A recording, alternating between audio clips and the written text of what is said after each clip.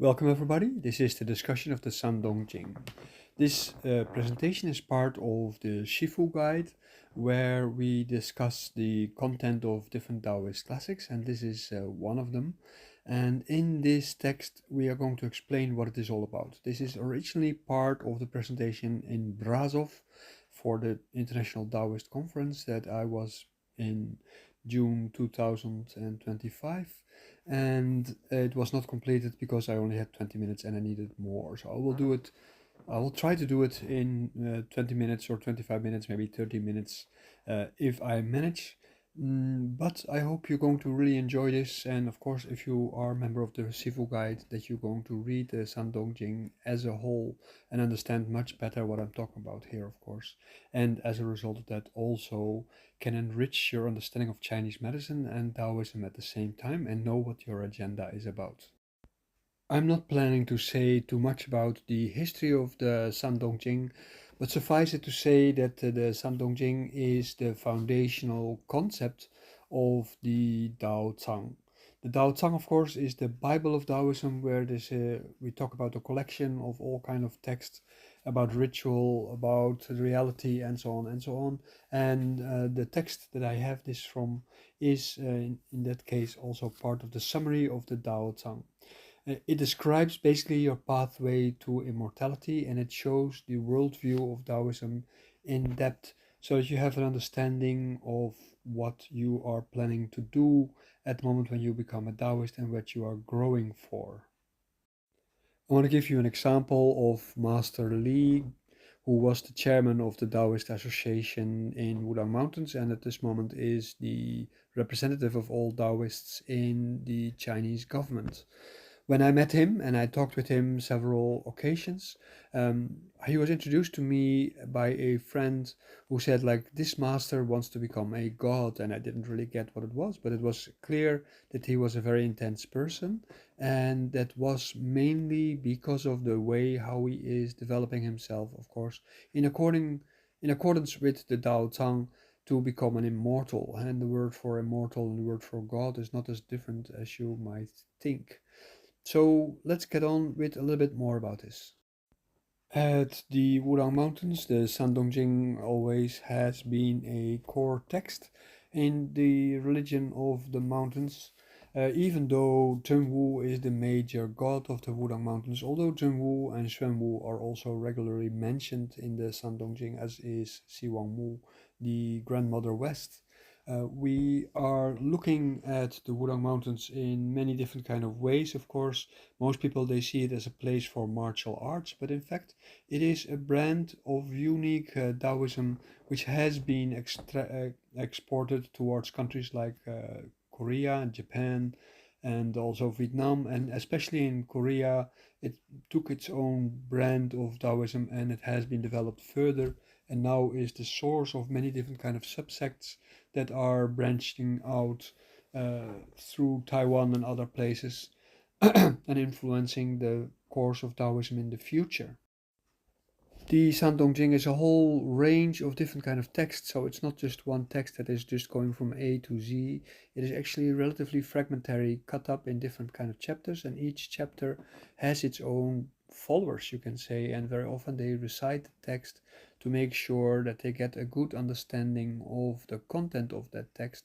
And if I were you and you want to become a Taoist, I would take your favorite text and recite it for a while to see how that would influence you.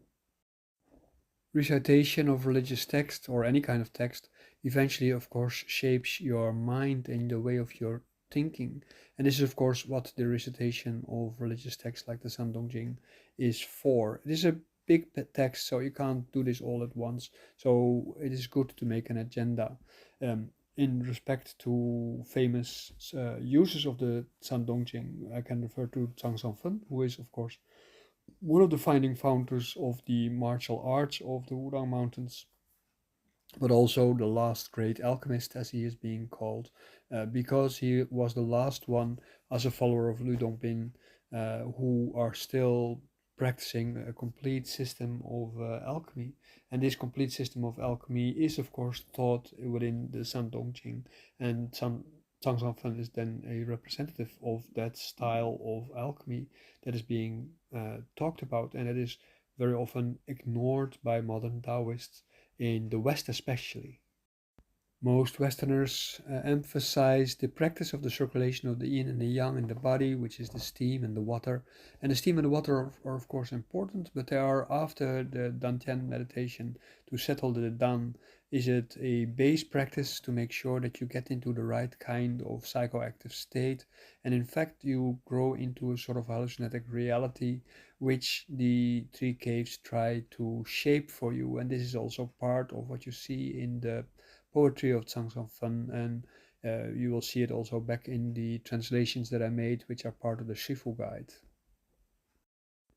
The version of the Sandongjing that I use is from the Song Dynasty compiler Zhang Junfang, and it is annotated in 1995, and I found it in a Chinese bookshop by accident. The Chinese bookshop didn't sell the book, so I got it for a very good price, and it was on my bookshelf for a long time. Every now and then, I was reading pieces in it, finding things that I could actually really understand and use for my lectures at the IOC Daoland program, and which I was always very grateful for. But I thought it was a very complicated text, and there was so much in it that I really looked up against it and was like, this is really too much. It's almost as complicated as the Tao Tang itself. But in fact, by starting this translation process, the Sandongjing is the first prize basically that I pried from it, and as a result of that, I'm really happy that I started the translation process, and I will be busy with it for 10 years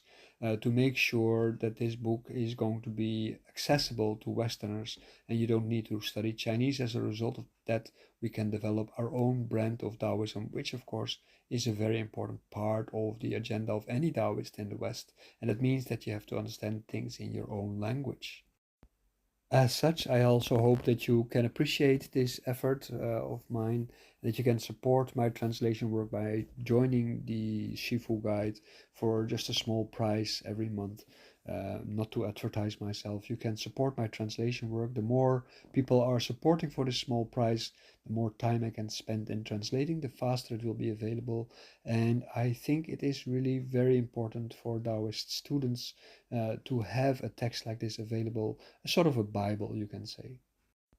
Of course, there's also people attempting to translate the whole of the Tao Tang, but it is such a lot of material that it is almost impossible to translate. By the way, Sandongjing is part of the cloud cover of the Seven Effects. This is how I usually translate the text.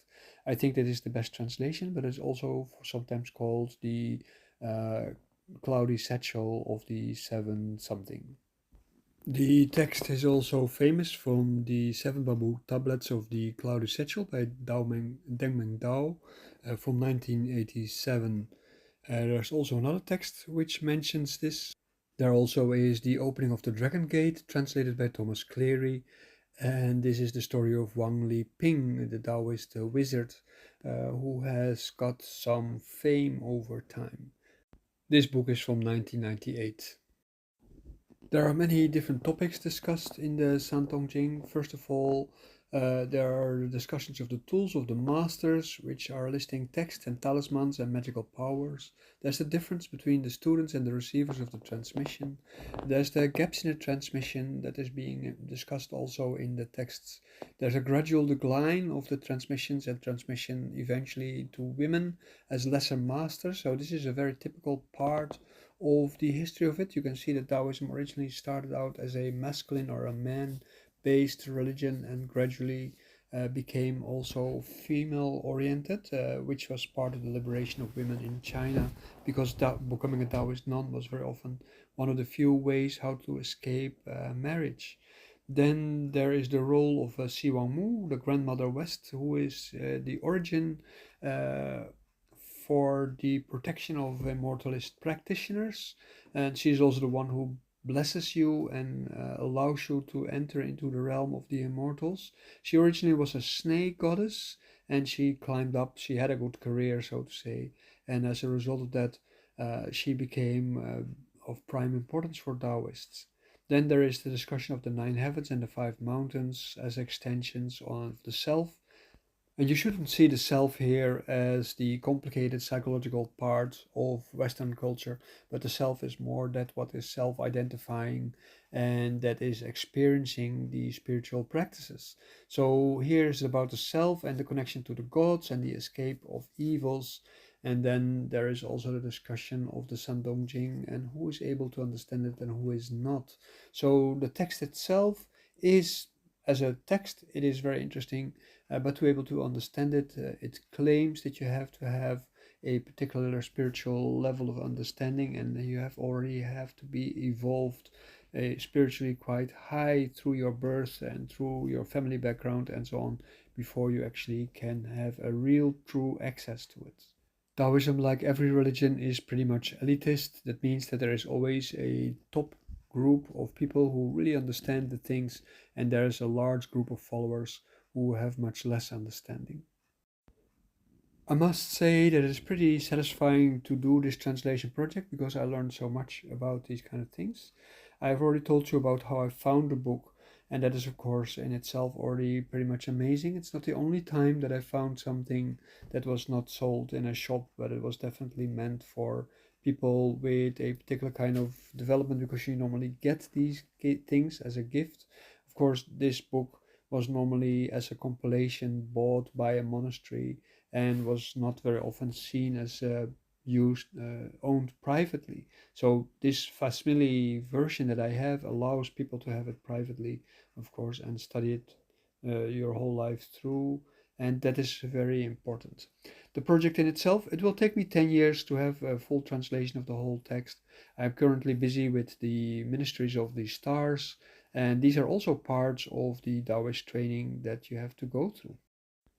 As a Wudang Taoist myself, and once appointed by my Shifu Yo Xuande as going to lead the European Association of Taoists, which I have ignored more or less to be able to do these kind of things. So I have dropped down in the hierarchy pretty significantly, and this gives me time to do these kind of things. The influence of Yao Xuande and Wang Guangde cannot be overstated, but most important also is that my earlier teacher, Master Liu, he taught me all kind of things, and I didn't realize at the time, but all these things are literally from the Sandongjing. So I have been trained from the beginning, and also the IOC Daoland program is based on the Sandongjing. I come to realize this, so I'm additionally grateful for this. It is also because of this that I can say that the IOC Daoland program, the bachelor and the master program, are primarily a Taoist learning program. Because through the Zhongwu Qigong as being taught me by Liu and other methods that he showed me for internal communication and so on and so on, I have acquired a lot of experience and knowledge that are foundational for understanding also the Huanglin Jing and other Chinese medicine texts. So feel like contacting me if you want to join that program. The coming parts are a little bit boring because it's mostly a reading of the 16 major chapters of the Sandongjing. Because each of these chapters are pretty big, I cannot tell you all that is in there, so you really have to read it. But the first chapters, for instance, the first chapter I already talked about, it's about the biographies of the people who transmitted. Then there's the biography of immortals and master, morality and medicine as tools of progress, the law of the three yuan, the primes or the talents, they're being discussed in different ways. Also the eight qi or the eight meetings, the five virtues and the three primes, and also the six writings in cloud script, which are the hidden transmissions from which masters actually learn. So the four classics, fourth are also the classics of the 39 chapters. No leisure time is good for you. Some of the remarkable techniques that they discuss in these 39 chapters is that you should never take a break. You should always keep your breath calm to let the chi come. And also a lot of chapters on the esoteric anatomy of your body. Then as a fifth book, you can see that there is the interpretation of Tai Wei Yellow Book written by Xuan Mu. the Dark Mother, and Wu Wei as respect to the Tao, and how Wu Wei then works, of course, but also that you should always be ashamed, and that shame is a very important empowerment to make you do the right thing. Of course, the West has tried very hard to overcome feelings like shame that religions like Catholicism and Islam try to impose on people. So we would feel confused because of this reality, but at the same time, you have to realize that not everything that is painful is necessarily bad. In Taoism, they say that you should definitely have the experience of loss and pain to be able to want to understand Tao. In chapter 6, it is being discussed in the Lao Jun Tai Shang Qing of the natural origin of nothingness.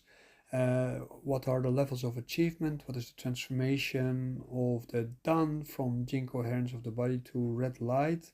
And then the relationship with the red ink in talismanic writing, the yellow chi of flesh, and the core harmony or Zhonghe. Then Zhonghe turns into Lao Jun, the god, and the yellow turns into white sea, which is also the source of water. In chapter 7, we discuss the Sanjing, Huangting, inner and outer chapters. Sincere learning of immortals, we talk about visualization, cloud chi, and the location of Mingmen. There is talk about the inner gods, about Tai Chi, about the power of recitations, which I also mentioned before. There's discussion of the Hong Po and the impossibility to see and experience the Hong Po directly. There's the separation of form and shun, your awareness, and as a source of death also. And there is also the discussion of Ling, luminosity, and Shen consciousness, the practice that we have at the core also in our Taoist medicine training, and also that is for free available on the internet from my resources. Chapter 8 discusses the Taiping Jing and health. It talks about Tao Chi, it talks about inaction of the Ling.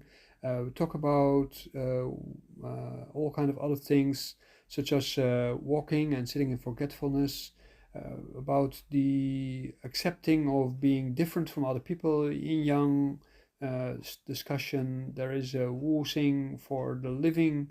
The yin yang is then for all the things, and the Wu Xing is for the living things.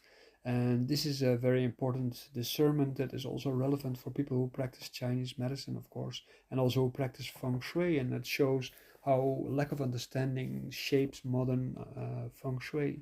Then there is also the function of rituals as being natural, and the heart secret to unification of the organs. Then in chapter 9, the body of inaction is being discussed, and here it is being discussed that nothing is everything, and the scattering of the yuan qi, the um, unpredictability of the body is being discussed, and that means that you have no much control over your health. And then, of course, there is the return to the Tao of clouds. In chapter 10, it is being discussed that we are born from the transformation of Tao and to Ling Tao Chi, and it is talked about the Tao, the Jing, and other aspects, such as waking up your sense of the divine, the overcoming of the influence of gods, ghosts, and spirits, and also how the animal spirits are being attracted to help you protect yourself. And these animal spirits are actually the divine animal spirits. So there's not the animal spirits from nature, but from the sky and from the different directions. I think chapter 11 was very interesting because it discusses the Huangdi Fu Jing, and it discusses also how heaven is using the body of the saint, so that by becoming a saint actually you become a tool of heaven, very much like prophets are being described in the Western Bible. There's also the observing of heaven and the observing of nature, which are seen as important because the first one is to achieve completion, and The second one is to also be able to observe the heart and the mystery of the human nature and the many causes of disease and death in all of ignorance. That is also, of course, what is referred to as the unpredictability of the body in an earlier chapter. Then there is the Lingbao cave mystery of the heavenly gods and ancestors. There's the discussion of Hundun, the patterned chaos. There's the 3 times 3 in emergence, that's the foundation of Yang.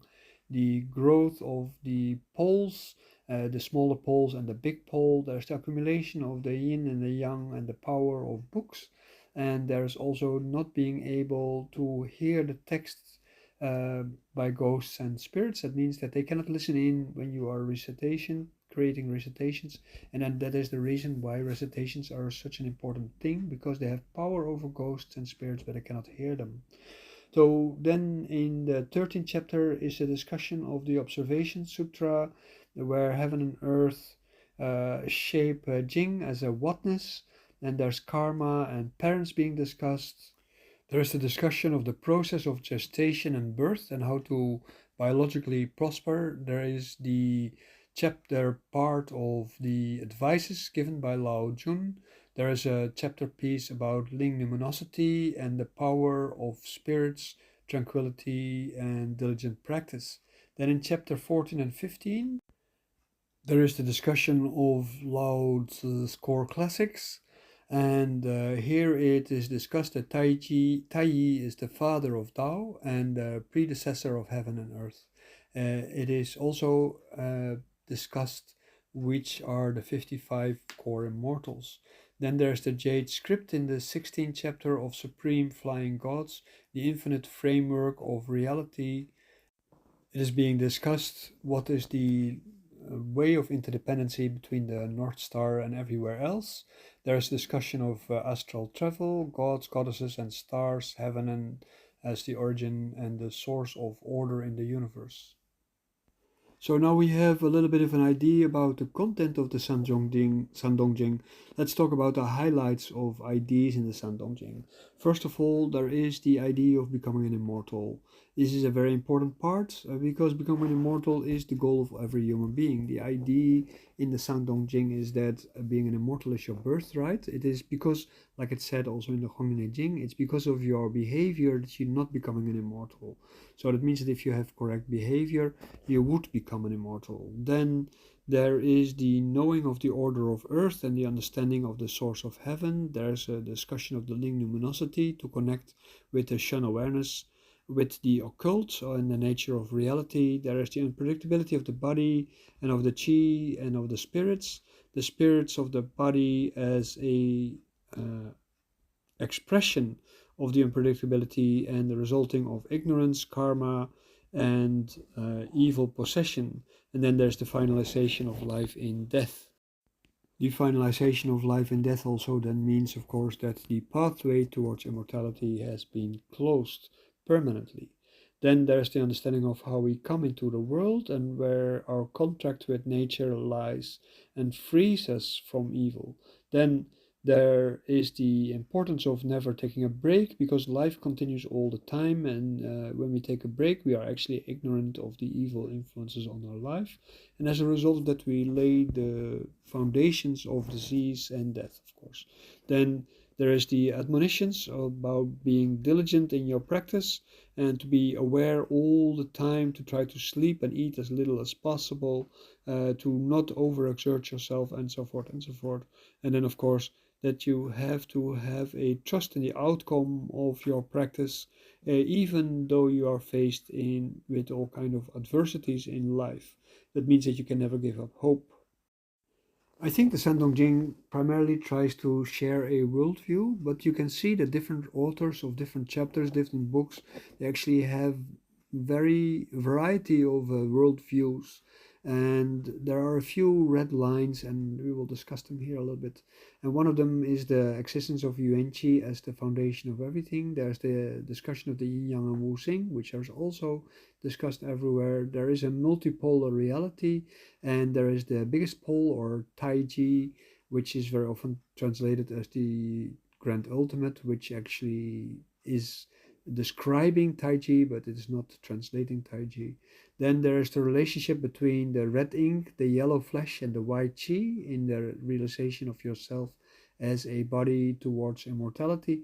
Then there is the three pure ones and the heaven, water, and earth elements or realms, you can say. Then there's the divine realm of the realm of ghosts and the spirits. So these are different one from each other. There's the divine realm of heaven, you can say, in the realms of ghosts and spirits is then more the more cloudy and turbid ones, where in professional sense we could travel to, and that is actually one of the topics of the Tao Te Ching. Then there is the esoteric realm, and there is the interior esoterics of the body.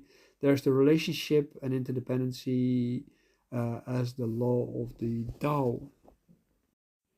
This sense of interdependency is basically everywhere in all the chapters because the reality is being held together because of its interdependency. If the interdependency would be broken, then at that moment things fall apart. You see this in politics and in your body, and you see it in the world as a whole.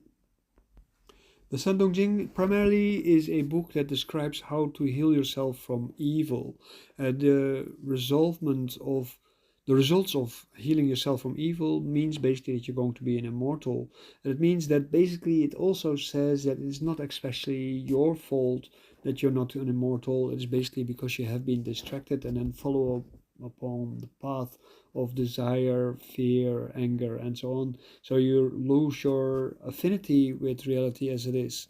So that means that practicing of Tao is a healing practice and not practicing Tao as an opening up to evil. Then there is admonitions to not take a rest, of course, and you're repairing yourself from this by developing awareness. You have to develop unification of Ling luminosity and your Shan awareness as a technique. This is a core practice that we also learn in the IOC Daoland program. Then that is being discussed also that you should recite text to shape your mind and your worldview so that you should not try to think independently too much. You can think independently once you have a worldview, but without a worldview, then at that moment, independent thinking might get you into all kinds of aberrations and open you up to evil.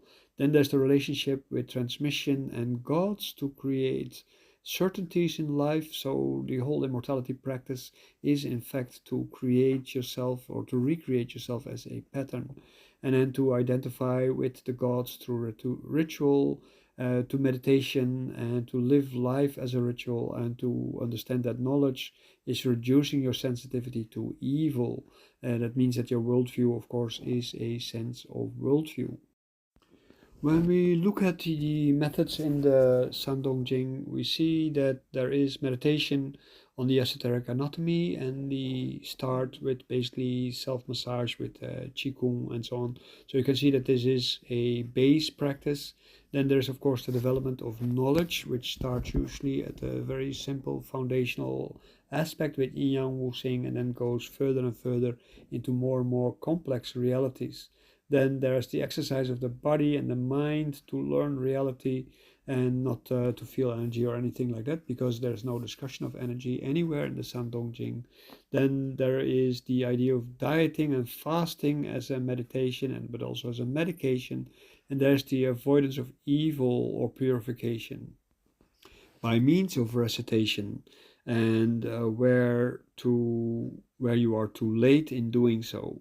There's also the advice to develop community building, because this interdependency that you then create supports your practice. Then there is the observing of the heart and not with the senses. This is a very important part, because at the moment when you observe from the heart, you are developing commitment. This is what is called Zhongwuji, which we also practice as loyalty development in the Zhongwuji Kung. In the original lecture, I was planning here to go into discussion with the audience about what they think about if the Sandongjing as a text can be valid for modern education.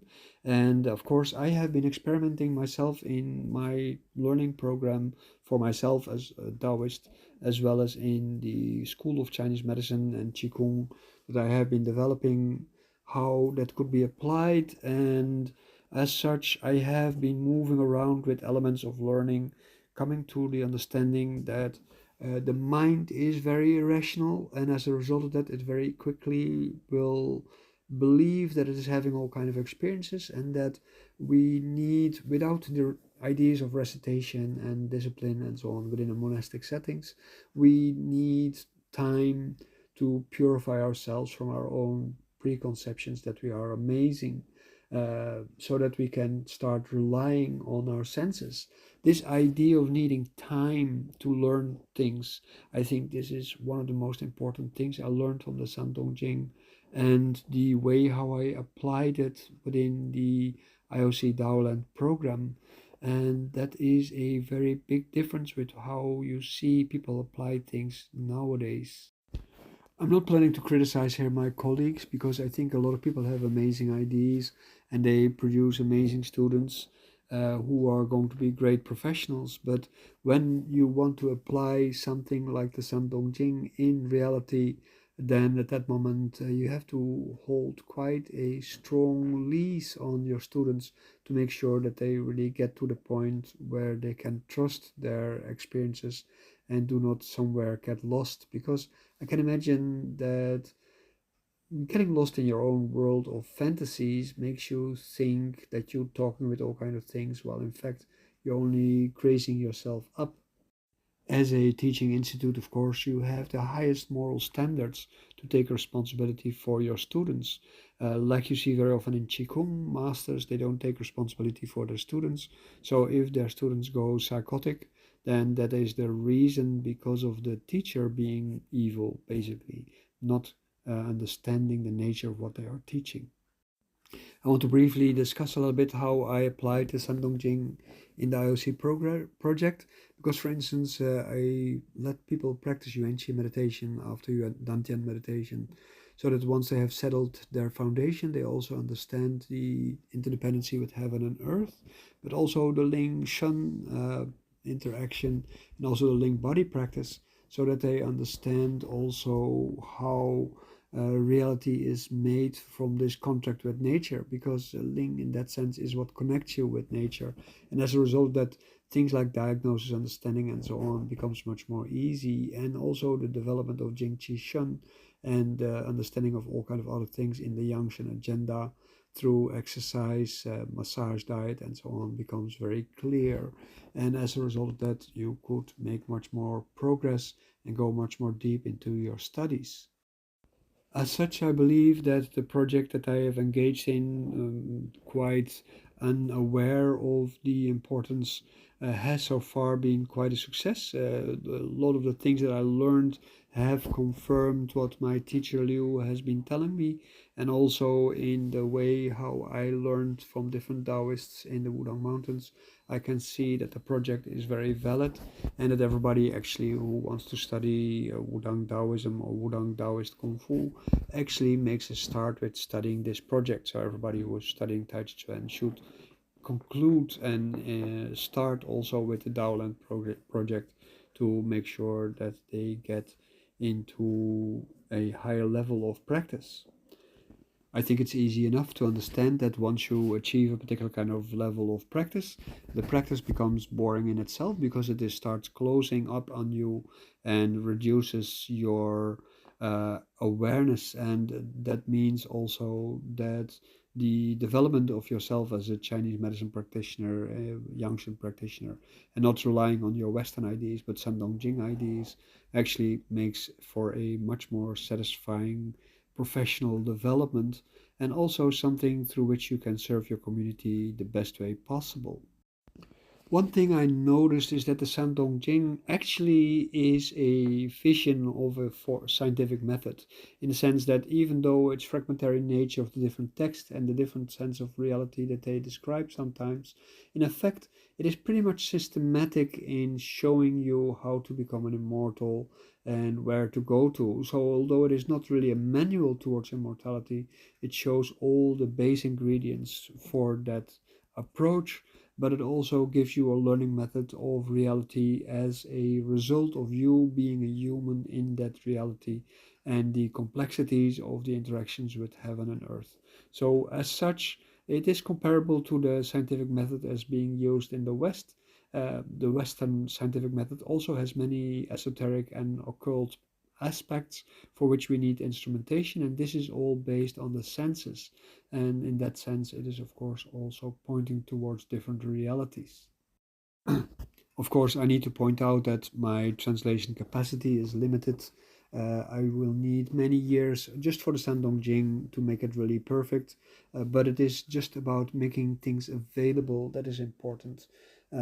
So, also, there are so many other texts that relate to this that need translation to really get a good view. So, I will continue, of course, on the project of translating of the cloud cover, and as a result of that, we will get more and more information over time. I look forward to see your support in this and also to see you come to practice and to study the Shifu guide as part of your practice, of course. Your experience and also your commentaries are of invaluable prize. It's a treasure, of course, through which the study of Taoism can continue and keep on broadening itself and deepening itself so that Taoism becomes a valuable option for people in the West as a Western thing, not just as a tourist thing that we dive into and maybe eventually over time dive out of and clean ourselves with our towels and then get out of it. There is not much that I can add to this as a conclusion, otherwise than that I really hope to see you back into the study of this topic and also to hear your remarks and your conclusions from this topic also. I think the Sandongjing should become much more famous, as should the whole of this text become much more famous. This whole book is of invaluable treasure, and the only thing left to me is to thank you for your attention and paying attention to this text. And my dearest greeting to you, I wish for you a happy life and, of course, a life free of sorrow.